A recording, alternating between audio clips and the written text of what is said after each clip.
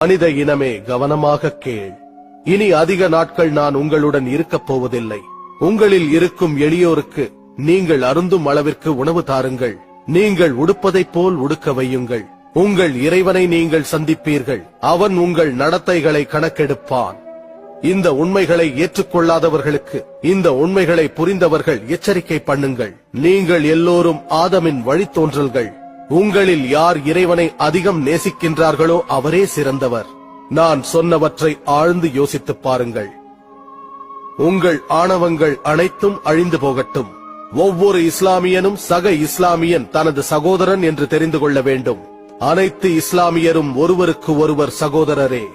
இஸ்லாம் மார்க்கத்திற்குள் இன வேறுபாடுகள் இல்லை.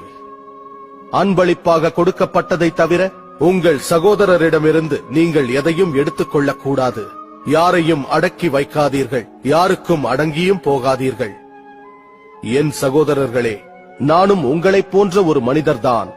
உயிரை கைப்பற்றக்கூடிய வானவர்கள் என்னிடம் விரைவில் வரக்கூடும். மரணம் என்னை கவர்ந்து செல்லக்கூடும்.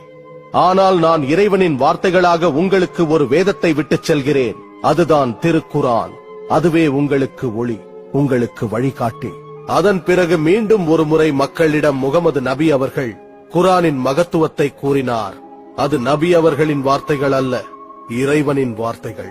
இந்த நாளில் உங்களுக்காக உங்கள் மார்க்கத்தை நான் முழுமைப்படுத்திவிட்டேன். உங்களுக்கான என் கடமையை நிறைவேற்றிவிட்டேன். உங்களுக்கான மார்க்கமாக இஸ்லாத்தை தேர்ந்தெடுத்ததாக இறைவன் கூறுகிறான். ஹிஜ்ரி 11 ரபியுல் அவ்வல் மாதம் பிறை 12 திங்கட்கிழமை அன்று தனது 63வது வயதில் முகமது நபி அவர்கள் உயிர் நீத்தார்கள். இப்படிப்பட்ட மனிதர் எப்படி மரணிக்க முடியும் என்று அவரது தோழர்களில் சிலர் நம்ப முடியாமல் தவித்தார்கள். ஆனால் நபி அவர்களின் தோழரான அபூபக்கர் பள்ளி வாயலில் எழுந்து நின்று, முகமதை வழிபடுவோர் எவரேனும் இருந்தால் அவர் இறந்து விட்டார் என்று தெரிந்து கொள்ளுங்கள்.